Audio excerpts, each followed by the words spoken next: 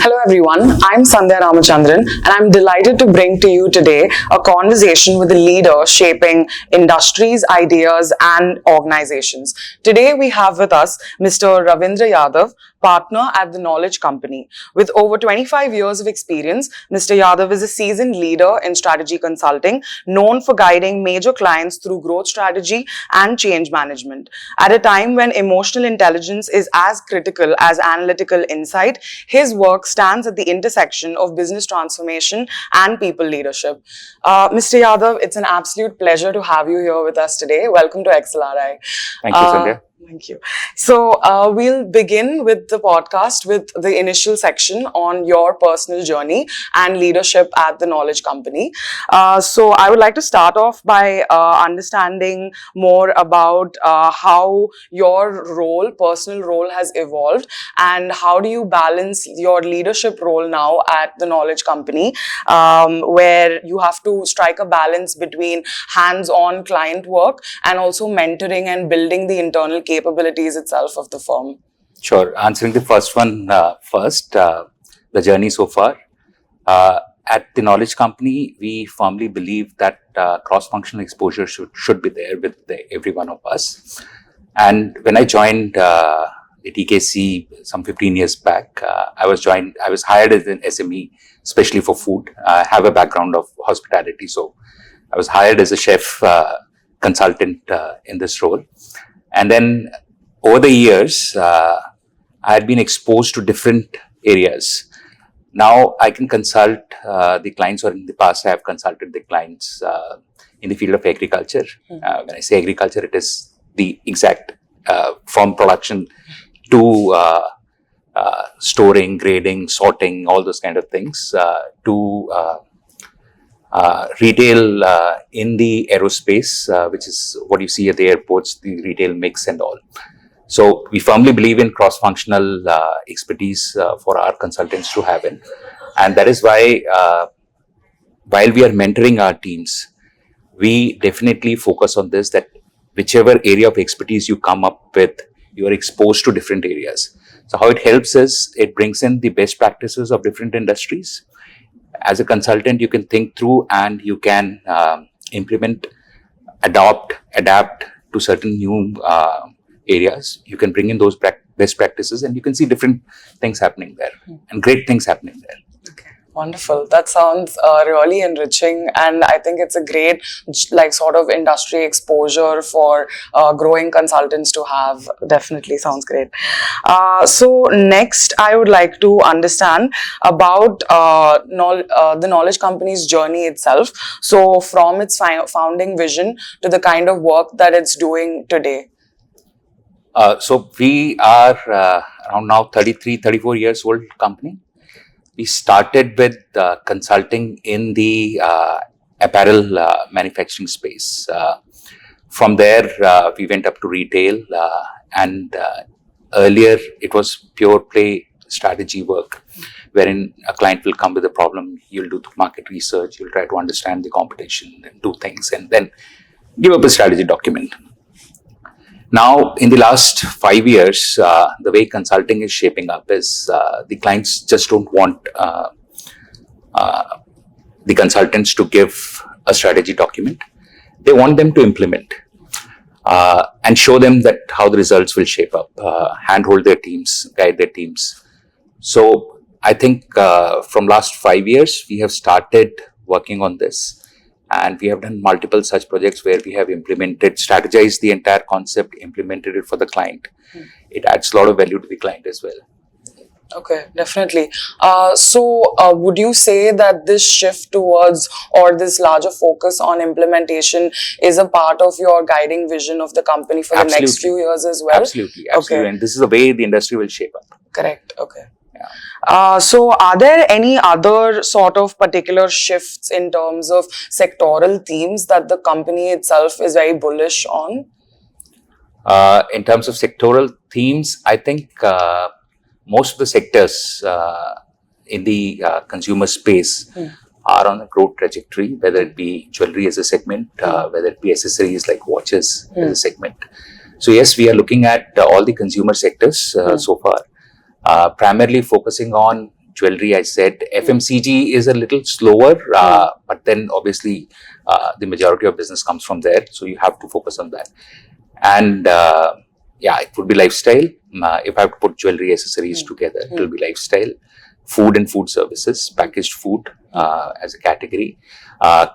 Consumer durables, home appliances as a category, as a sector to look into. These are the areas of interest for us. Wonderful. So I've also noticed that you are a very public face for the knowledge company. You've been a panelist, a speaker, and you author multiple thought leadership as well. So I just wanted to understand that this sort of shift or like this trend that we're seeing of personal branding, do you think that's a very necessary lever for consulting leaders now? And has that been something that you've done deliberately in terms of building your public persona? Have there been things, or do you have any guiding principles regarding this? Well, any consultant should make his or her views public, the way they think, so that they're able to communicate how they feel about a particular sector, any particular point which has come up. And if this helps in branding, then why not? You should be looking at branding yourself. And you should certainly be doing that, because if you don't communicate, if you don't talk, if you don't speak, if you're not present in the public eye, you'll not be able to advise clients. If you don't interact with industry leaders, you'll not open up to different things, you'll not learn more things. So it always helps this. Okay, great. So now just trying to tap into some of this rich experience and industry perspective that you have, I would just like to ask a few questions regarding certain sectors, and then also how consulting as a practice is going to be evolving and transforming. So that's going to be our second segment. So largely your experience, as you mentioned, you have a background from the food service side. So now we're seeing that delivery aggregators, and there's a lot of increasing competition in terms of cloud kitchens and QSRs. So in this particular space, how do you advise clients in terms of sharpening their unit economics? With respect to unit economics, and this is not a problem with cloud kitchens or with QSRs only. It is with casual dining formats, it is with fine dining formats, it is with pubs, bars and lounges or cafes for that matter. The biggest challenge which the industry is facing is cost optimization. We work with our clients in optimizing their costs, increasing their sales. Unit economics alone is not sufficient in this. There are multiple factors which come into play. So, for example, if you have to work at, in fact, we had been working with the client in food services from last 1.5 years in optimizing their costs and building their sales. So when you look at cost, you cannot look at the cost in isolation, especially in the food services domain, because one thing is connected to another, and it will have a ripple effect on the overall performance of the brand. So I'll give you an example wherein we were supposed to reduce the food cost. Food cost is COGS in another terms, if you have to say that. So if you have to reduce the food cost, what will you do? You can't reduce the quality of the ingredients. You can't compromise on that. You can't reduce the quantity. You can't compromise. You can't reduce. So what do you do in that?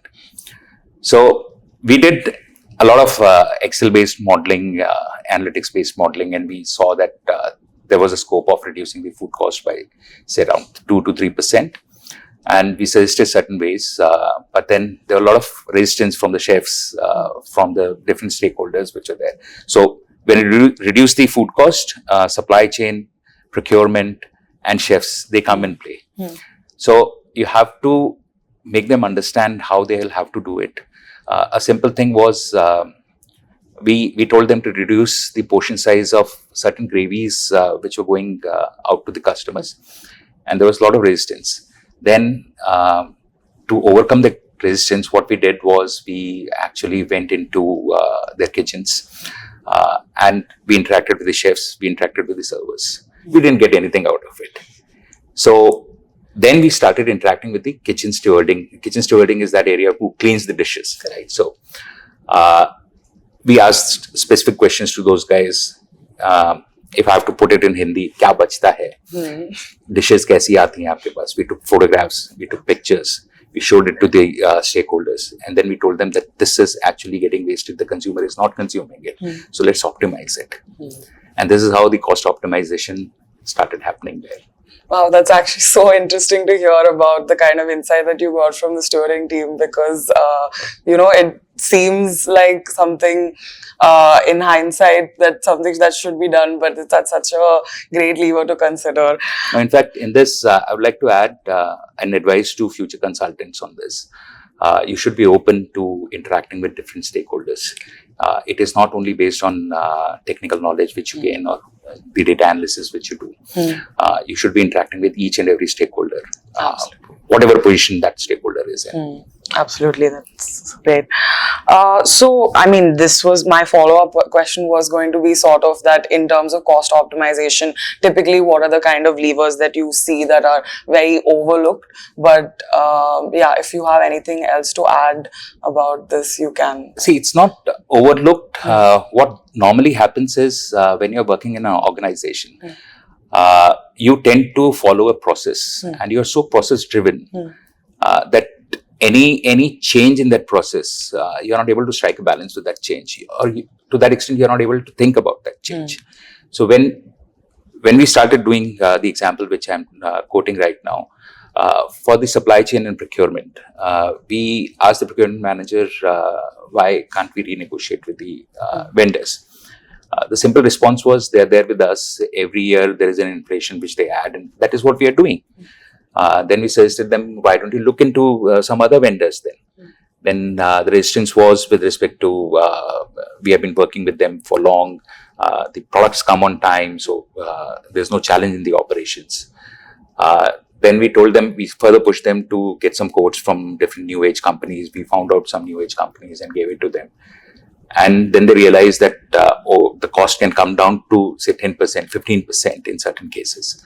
Then they negotiated with the existing vendors, and finally you got an advantage of 10% in that.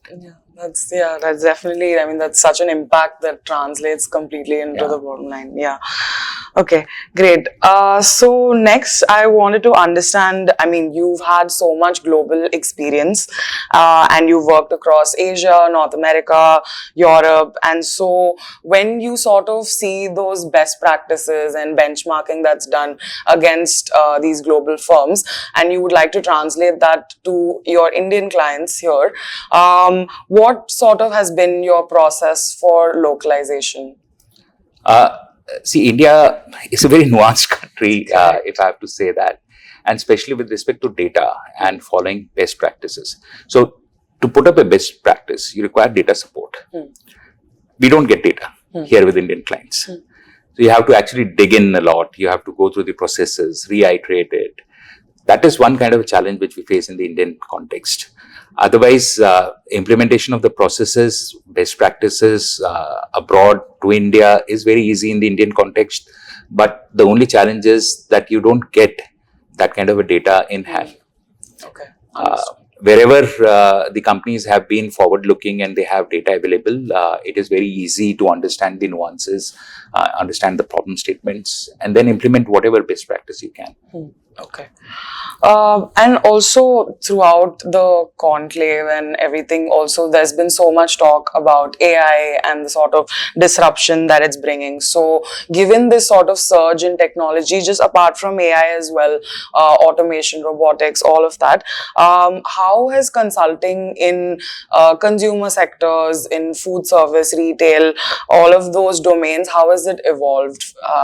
What have you seen in terms of uptake for clients as well, that clients are sort of embracing these trends, and some others that have not been picked up as quickly yet, but you or the company or the firm is very bullish on? It's not more about bullish. See, if you look at the India retailing ecosystem, it is divided into modern trade and general trade. When I say general trade, it is the neighborhood shops, the convenience stores. And modern retail would have brick and mortar stores through certain players like Reliance, DMart and all. And then you will have e-commerce players or the quick commerce players or D2C players who are there. So when I look at the overall ecosystem, the modern trade would be hardly 20% of the overall retail business. The retail market in India would be around 1,100 billion USD or 1.1 trillion USD. It's only 20% which is there with the modern guys. So technology embracement, AI deployment is all being done by this 20%. The bigger challenge lies with the 80%. Of course.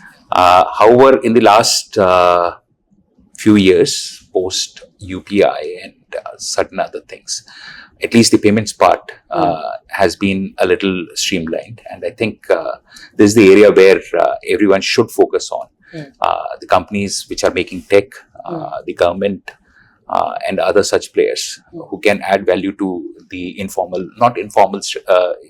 is the wrong word here, in the traditional retail environment.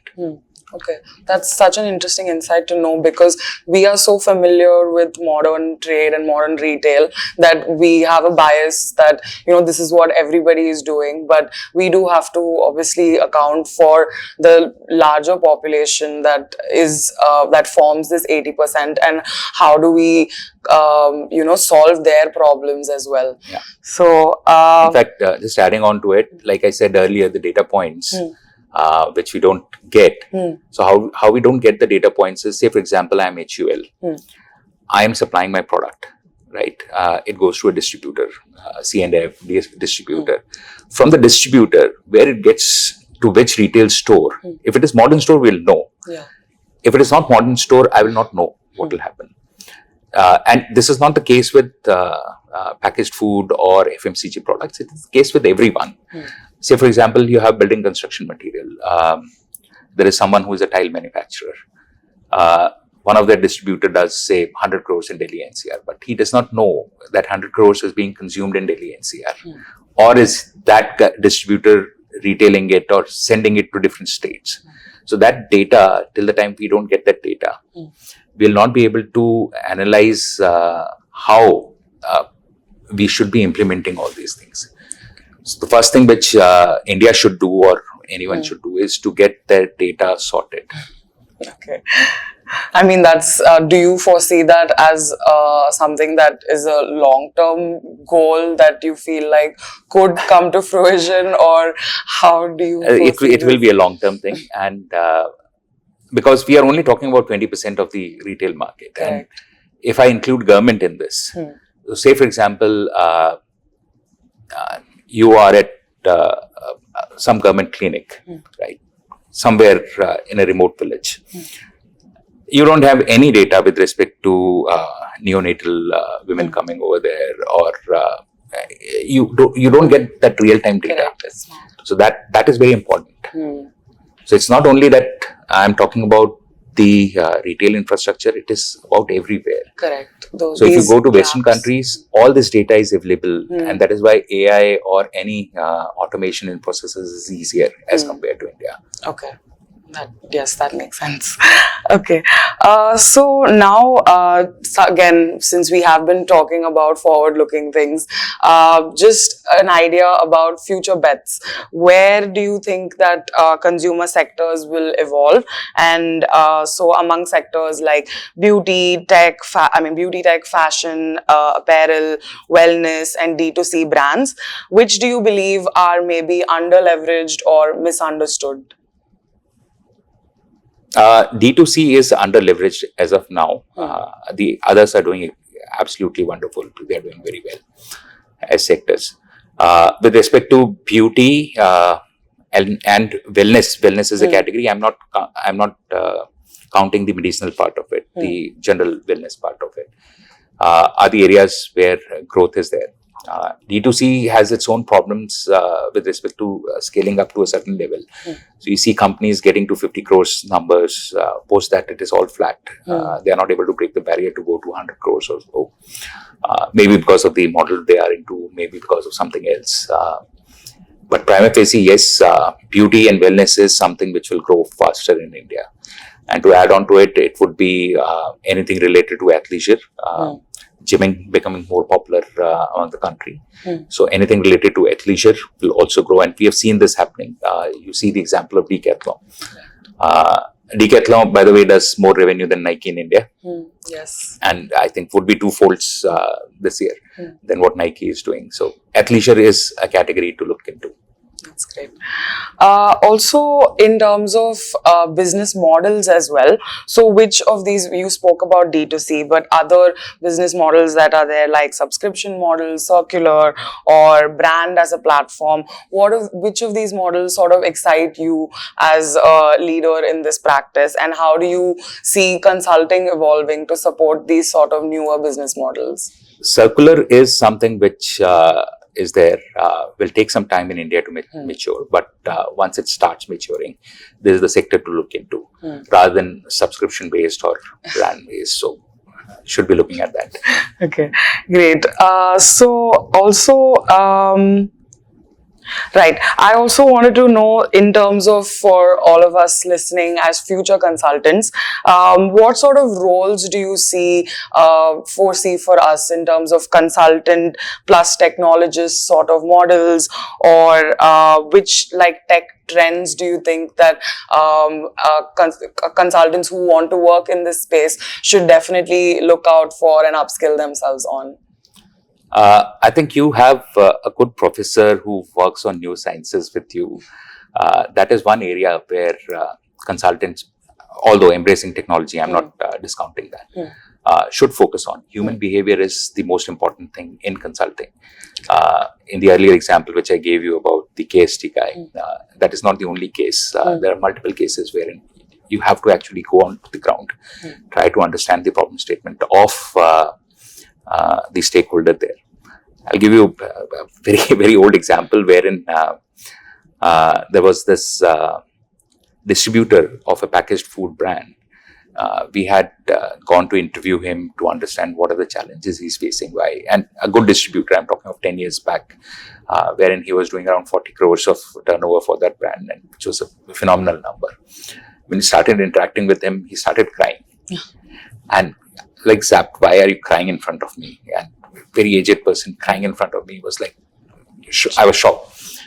Then I asked him, why are you crying? And he gave me a problem statement. At that time, I think Kafoy used to be there in India. He said, the landing price to me, what the brand gives me, is around 20 paisa expensive than what they gave it to Kafoy. So, and it was just 20 paisa. And I asked him, then how does it bother you? Because it's just 20 paisa. He said, all of my retailers whom I am supplying to, they buy it in bulk. If they're saving, if they're buying, say, 100 rupees from me, they will be saving multiple in other brands. So that gave us an insight that the brand should be helping the distributors in one way or other. And that is what became a pivot to drive the strategy for the brand. And the brand is now a successfully listed company now. Wow, that's great. So, I mean, that I think brings us to the close of this conversation. It's been extremely enriching to, understand from your wealth of experience, and the kind of sectoral insights that you've given us have been great. Thank you so much for taking the time to do this. Thank you so much for sharing all of your insights today. I hope everybody listening has found this as useful and insightful as I have. Thank you. Thank you so much.